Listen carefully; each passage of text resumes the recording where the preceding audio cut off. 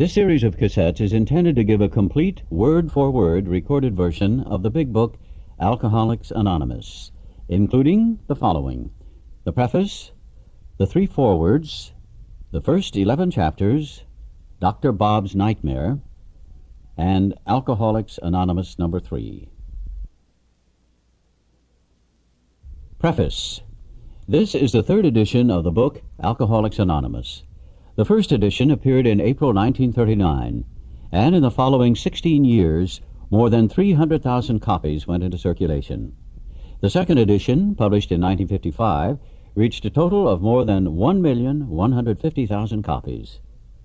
Because this book has become the basic text for our society and has helped such large numbers of alcoholic men and women to recovery, there exists a sentiment against any radical changes being made in it.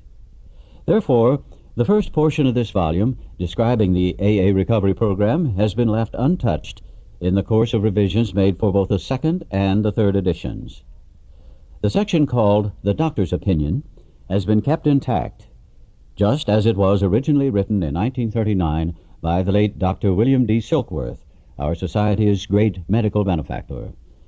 The second edition added the appendices, the 12 traditions, and the directions for getting in touch with AA. But the chief change was in the section of personal stories, which was expanded to reflect the fellowship's growth. Bill's story, Dr. Bob's Nightmare, and 6 other personal histories from the first edition were retained. 30 new stories were added, and the story section was divided into 3 parts. In this third edition, Part 1, Pioneers of AA, stands unchanged. 9 of the stories in Part 2, They Stopped in Time, are carried over from the second edition. 8 new stories have been added. In Part 3, They Lost Nearly All, 8 stories have been retained, 5 are new. All changes made over the years in the Big Book, AA members' fond nickname for this volume, have had the same purpose: to represent the current membership of Alcoholics Anonymous more accurately, and thereby to reach more alcoholics. If you have a drinking problem, we hope that you may pause in reading one of the 44 personal stories and think, yes, that happened to me.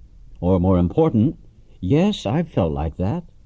Or most important, yes, I believe this program can work for me too. Forward to first edition. This is the forward as it appeared in the first printing of the first edition in 1939. We of Alcoholics Anonymous are more than 100 men and women who have recovered from a seemingly hopeless state of mind and body. To show other alcoholics precisely how we have recovered is the main purpose of this book. For them, we hope these pages will prove so convincing that no further authentication will be necessary. We think this account of our experiences will help everyone to better understand the alcoholic. Many do not comprehend that the alcoholic is a very sick person. And besides, we are sure that our way of living has its advantages for all. It is important that we remain anonymous, because we are too few at present to handle the overwhelming number of personal appeals which may result from this publication. Being mostly business or professional folk, we could not well carry on our occupations in such an event. We would like it understood that our alcoholic work is an avocation. When writing or speaking publicly about alcoholism, we urge each of our fellowship to omit his personal name, designating himself instead as a member of Alcoholics Anonymous. Very earnestly, we ask the press also to observe this request, for otherwise we should be greatly handicapped. We are not an organization in the conventional sense of the word. There are no fees or dues whatsoever. The only requirement for membership is an honest desire to stop drinking. We are not allied with any particular faith, sect, or denomination, nor do we oppose anyone. We simply wish to be helpful to those who are afflicted. We should be interested to hear from those who are getting results from this book, particularly from those who have commenced work with other alcoholics. We should like to be helpful to such cases. Inquiry by scientific, medical, and religious societies will be welcomed. Alcoholics Anonymous. Forward to second edition. Figures given in this forward describe the fellowship as it was in 1955. Since the original foreword to this book was written in 1939, a wholesale miracle has taken place. Our earliest printing voiced the hope that every alcoholic who journeys will find the fellowship of Alcoholics Anonymous at his destination. Already, continues the early text, 2s and 3s and 5s of us have sprung up in other communities. 16 years have elapsed between our first printing of this book and the presentation in 1955 of our second edition. In that brief space, Alcoholics Anonymous has mushroomed into nearly 6,000 groups, whose membership is far above 150,000 recovered alcoholics. Groups are to be found in each of the United States and all the provinces of Canada. AA has flourishing communities in the British Isles, the Scandinavian countries, South Africa, South America, Mexico, Alaska, Australia, and Hawaii. All told, promising beginnings have been made in some 50 foreign countries and U.S. possessions. Some are just now taking shape in Asia. Many of our friends encourage us by saying that this is but a beginning, only the augury of a much larger future ahead. The spark that was to flare into the first AA group was struck at Akron, Ohio in June 1935 during a talk between a New York stockbroker and an Akron physician. 6 months earlier, the broker had been relieved of his drink obsession by a sudden spiritual experience following a meeting with an alcoholic friend who had been in contact with the Oxford groups of that day. He had also been greatly helped by the late Dr. William D. Silkworth, a New York specialist in alcoholism who is now accounted no less than a medical saint by AA members, and whose story of the early days of our society appears in the next pages. From this doctor, the broker had learned the grave nature of alcoholism. Though he could not accept all the tenets of the Oxford groups, he was convinced of the need for moral inventory, confession of personality defects, restitution to those harmed, helpfulness to others, and the necessity of belief in and dependence upon God. Prior to his journey to Akron, the broker had worked hard with many alcoholics on the theory that only an alcoholic could help an alcoholic. But he had succeeded only in keeping sober himself. The broker had gone to Akron on a business venture which had collapsed, leaving him greatly in fear that he might start drinking again. He suddenly realized that in order to save himself, he must carry his message to another alcoholic. That alcoholic turned out to be the Akron physician. This physician had repeatedly tried spiritual means to resolve his alcoholic dilemma, but had failed. But when the broker gave him Dr. Silkworth's description of alcoholism and its hopelessness, the physician began to pursue the spiritual remedy for his malady with a willingness he had never before been able to muster. He sobered, never to drink again up to the moment of his death in 1950. This seemed to prove that one alcoholic could affect another as no non-alcoholic could. It also indicated that strenuous work, one alcoholic with another, was vital to permanent recovery. Hence, the two men set to work almost frantically upon alcoholics arriving in the ward of the Akron City Hospital. Their very first case, a desperate one, recovered immediately and became AA number 3. He never had another drink. This work at Akron continued through the summer of 1935. There were many failures, but there was an occasional heartening success. When the broker returned to New York in the fall of 1935, the first AA group had actually been formed, though no one realized it at the time.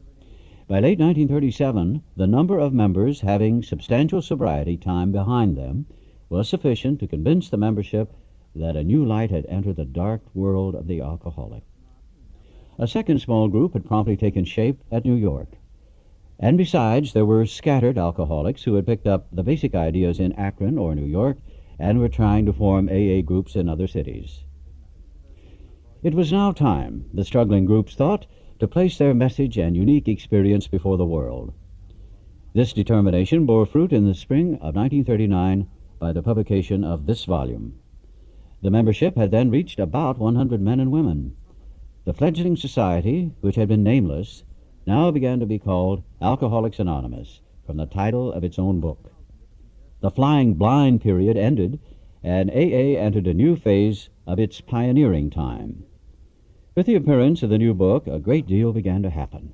Dr. Harry Emerson Fosdick, the noted clergyman, reviewed it with approval In the fall of 1939, Fulton Oursler, then editor of Liberty, printed a piece in his magazine called Alcoholics and God. This brought a rush of 800 frantic inquiries into the little New York office, which meanwhile had been established. Each inquiry was painstakingly answered. Pamphlets and books were sent out. Businessmen traveling out of existing groups were referred to these prospective newcomers. New groups started up, and it was found, to the astonishment of everyone, that AA's message could be transmitted in the mail as well as by word of mouth. By the end of 1939, it was estimated that 800 alcoholics were on their way to recovery. In the spring of 1940, John D. Rockefeller, Jr. gave a dinner for many of his friends, to which he invited AA members to tell their stories. News of this got on the world wires.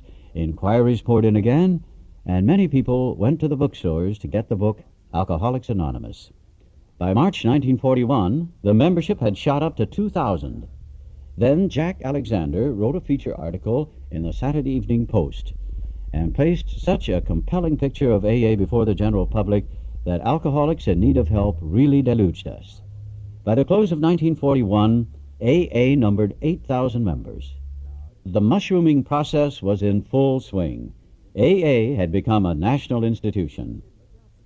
Our society then entered a fearsome and exciting adolescent period.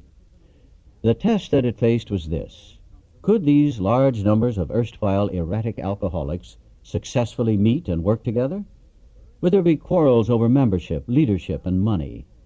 Would there be strivings for power and prestige? Would there be schisms which would split AA apart? Soon AA was beset by these very problems on every side and in every group. But out of this frightening and at first disrupting experience, the conviction grew that AAs had to hang together or die separately. We had to unify our fellowship or pass off the scene. As we discovered the principles by which the individual alcoholic could live, so we had to evolve the principles by which the AA groups and AA as a whole could survive and function effectively. It was thought that no alcoholic man or woman could be excluded from our society, that our leaders might serve but never govern, that each group was to be autonomous, and there was to be no professional class of therapy. There would be no fees or dues. Our expenses were to be met by our own voluntary contributions. There was to be the least possible organization, even in our service centers. Our public relations were to be based upon attraction rather than promotion.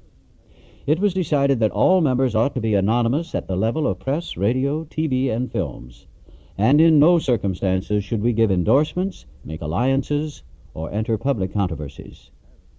This was the substance of AA's 12 traditions, which are stated in full on page 564 of this book. Though none of these principles had the force of rules or laws, they had become so widely accepted by 1950 that they were confirmed by our first international conference held at Cleveland. Today, the remarkable unity of AA is one of the greatest assets that our society has. While the internal difficulties of our adolescent period were being ironed out, public acceptance of AA grew by leaps and bounds. For this, there were two principal reasons: the large numbers of recoveries and reunited homes. These made their impressions everywhere. Of alcoholics who came to AA and really tried, 50% got sober at once and remained that way. 25% sobered up after some relapses, and among the remainder, those who stayed on with AA showed improvement. Other thousands came to a few AA meetings and at first decided they didn't want the program, but great numbers of these, about 2 out of 3, began to return as time passed. Another reason for the wide acceptance of AA was the ministration of friends in medicine, religion, and the press, together with innumerable others who became our able and persistent advocates. Without such support, AA could have made only the slowest progress. Some of the recommendations of AA's early medical and religious friends will be found further on in this book. Alcoholics Anonymous is not a religious organization. Neither does AA take any particular medical point of view, though we cooperate widely with the men of medicine as well as with the men of religion. Alcohol being no respecter of persons, we are an accurate cross-section of America. And in distant lands, the same democratic evening up process is now going on. By personal religious affiliation, we include Catholics, Protestants, Jews, Hindus, and a sprinkling of Muslims and Buddhists. More than 15% of us are women. At present, our membership is increasing at the rate of about 7% a year. So far, upon the total problem of several million actual and potential alcoholics in the world, we have made only a scratch. In all probability, we shall never be able to touch more than a fair fraction of the alcohol problem in all of its ramifications. Upon therapy for the alcoholic himself, we surely have no monopoly. Yet it is our great hope that all those who have as yet found no answer may begin to find one in the pages of this book, and will presently join us on the high road to a new freedom. Forward to third edition. By March 1976, when this edition went to the printer, the total worldwide membership of Alcoholics Anonymous was conservatively estimated at more than 1 million, with almost 28,000 groups meeting in over 90 countries. Surveys of groups in the United States and Canada indicate that AA is reaching out, not only to more and more people, but to a wider and wider range. Women now make up more than 1/4 of the membership. Among newer members, the proportion is nearly 1/3. 7% of the AA surveyed are less than 30 years of age, among them many in their teens. The basic principles of the AA program, it appears, hold good for individuals with many different lifestyles, just as the program has brought recovery to those of many different nationalities. The 12 steps that summarize the program may be called Los 12 Pasos in one country, Les 12 Étapes in another, but they trace exactly the same path to recovery that was blazed by the earliest members of Alcoholics Anonymous. In spite of the great increase in the size and the span of this fellowship, at its core, it remains simple and personal. Each day, somewhere in the world, recovery begins when one alcoholic talks with another alcoholic, sharing experience, strength, and hope. The footnotes on this page tell us that in 1978, more than 30,000 groups are meeting in over 90 countries. And in 1978, about 1/3 of the membership is composed of women, and 11% are 30 and under. The doctor's opinion. We of Alcoholics Anonymous believe that the reader will be interested in the medical estimate of the plan of recovery described in this book. Convincing testimony must surely come from medical men who have had experience with the sufferings of our members and have witnessed our return to health.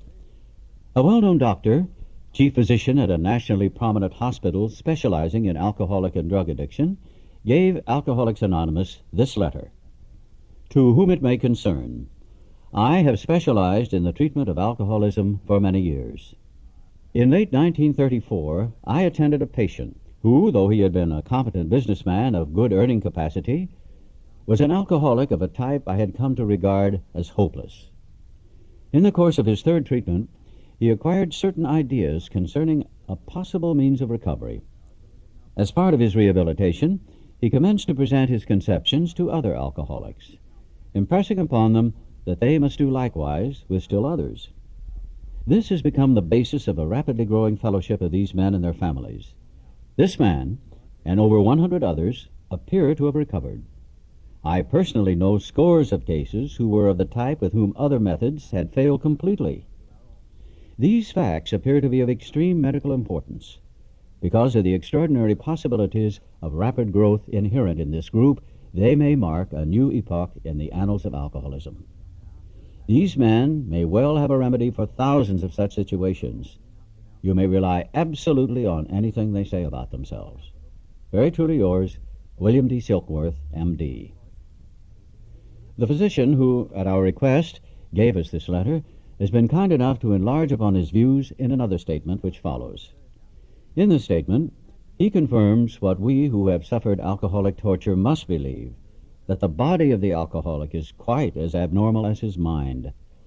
It did not satisfy us to be told that we could not control our drinking just because we were maladjusted to life, that we were in full flight from reality or were outright mental defectives. These things were true to some extent, in fact, to a considerable extent with some of us. but we are sure that our bodies were sickened as well. In our belief, any picture of the alcoholic which leaves out this physical factor is incomplete. The doctor's theory that we have an allergy to alcohol interests us. As laymen, our opinion as to its soundness may of course mean little, but as ex-problem drinkers, we can say that his explanation makes good sense. It explains many things for which we cannot otherwise account. Though we work out our solution on the spiritual as well as an altruistic plane, we favor hospitalization for the alcoholic who is very jittery or befogged.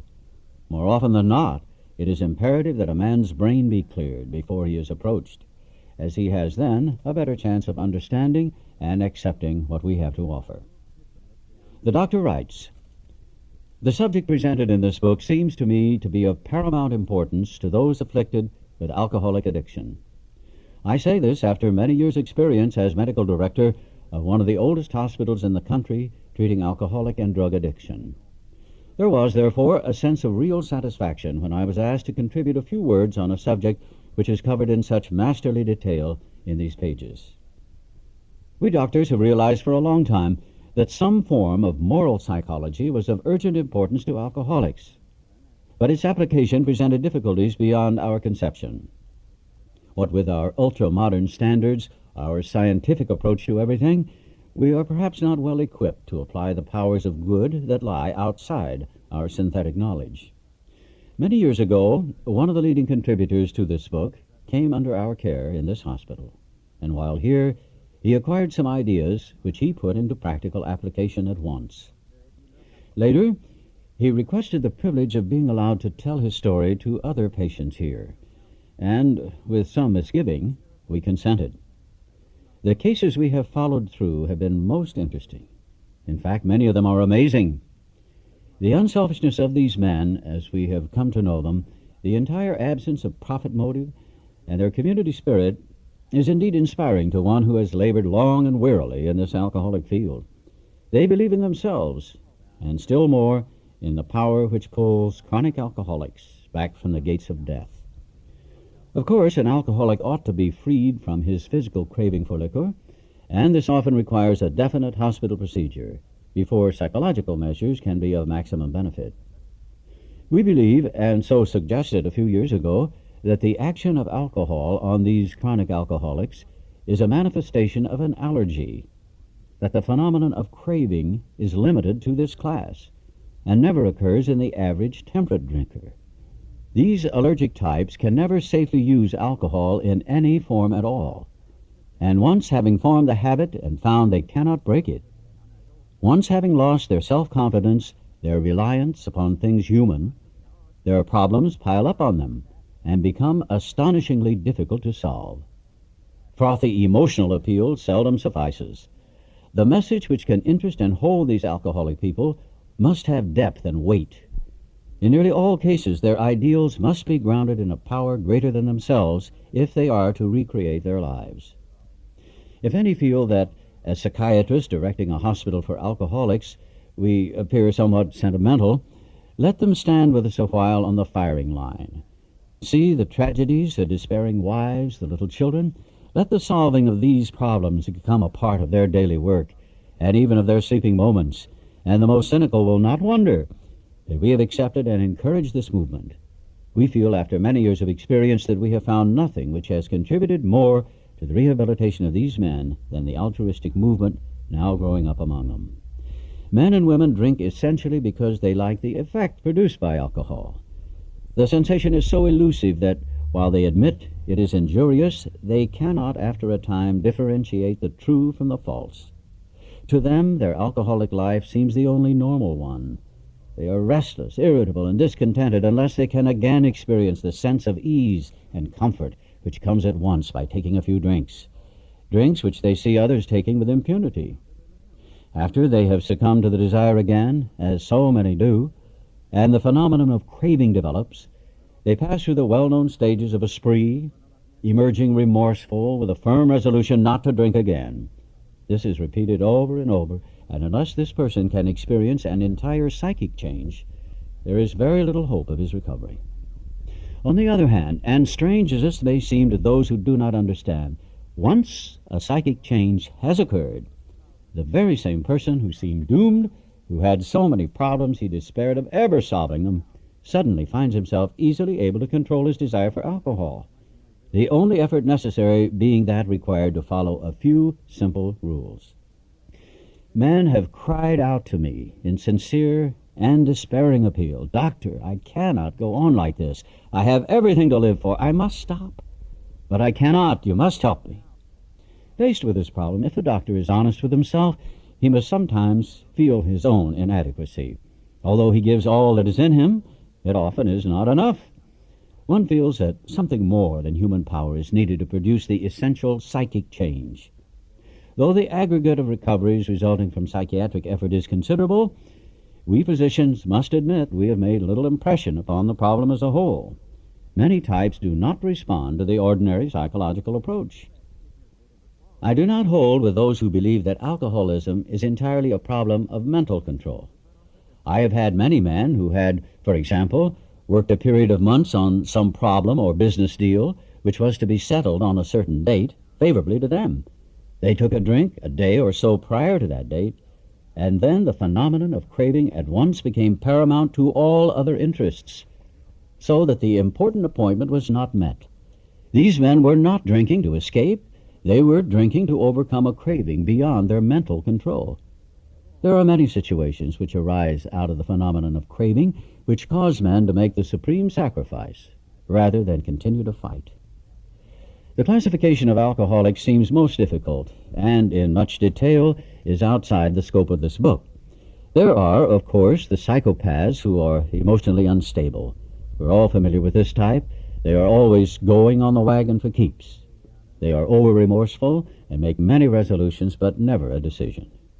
There's the type of man who's unwilling to admit that he cannot take a drink.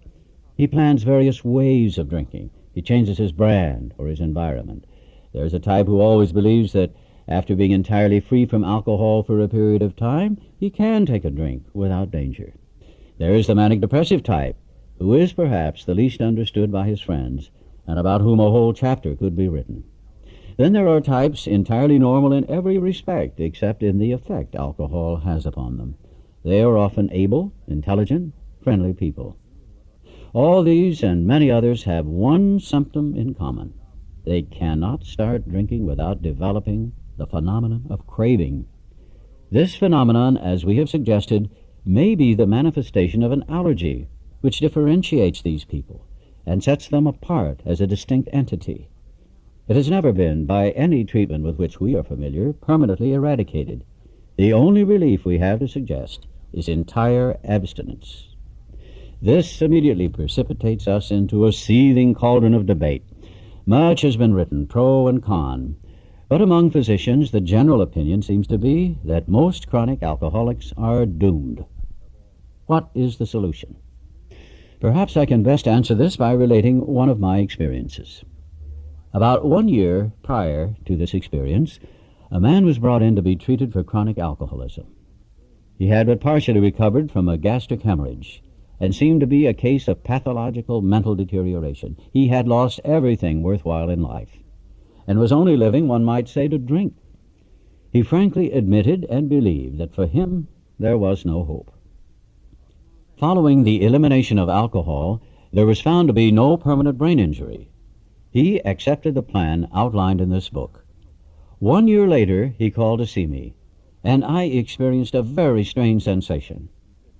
I knew the man by name and partly recognized his features, but there all resemblance ended. From a trembling, despairing, nervous wreck had emerged a man brimming over with self-reliance and contentment. I talked with him for some time, but was not able to bring myself to feel that I had known him before. To me, he was a stranger. And so he left me. A long time has passed with no return to alcohol. When I need a mental uplift, I often think of another case brought in by a physician prominent in New York. The patient had made his own diagnosis and decided his situation hopeless, had hidden in a deserted barn, determined to die. He was rescued by a searching party and in desperate condition brought to me. Following his physical rehabilitation, he had a talk with me in which he frankly stated he thought the treatment a waste of effort. unless I could assure him, which no one ever had, that in the future he would have the willpower to resist the impulse to drink. His alcoholic problem was so complex and his depression so great that we felt his only hope would be through what we then called moral psychology, and we doubted if even that would have any effect. However, he did become sold on the ideas contained in this book. He has not had a drink for a great many years. I see him now and then, and he's as fine a specimen of manhood as anyone could wish to meet. I earnestly advise every alcoholic to read this book through, and though perhaps he came to scoff, he may remain to pray. William D. Silkworth, M.D.